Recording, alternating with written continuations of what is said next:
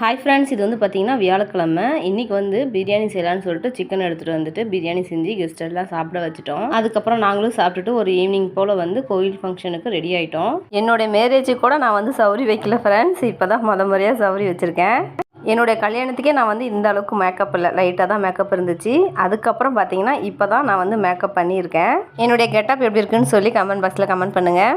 அதுக்கப்புறம் வீட்டில் இருக்கவங்க எல்லாம் ரெடியாகி கோயிலுக்கு போயிட்டோம். அங்கே போனோன்னே எல்லோரும் குரூப் ஃபோட்டோ எடுத்துகிட்டு வீடியோ எடுத்துகிட்டு அப்புறம் டான்ஸ் ஆட ஆரம்பிச்சிட்டோம். எங்கள் ஊர் குட்டீஸுமே செம்ம சூப்பராக ஆடினாங்க.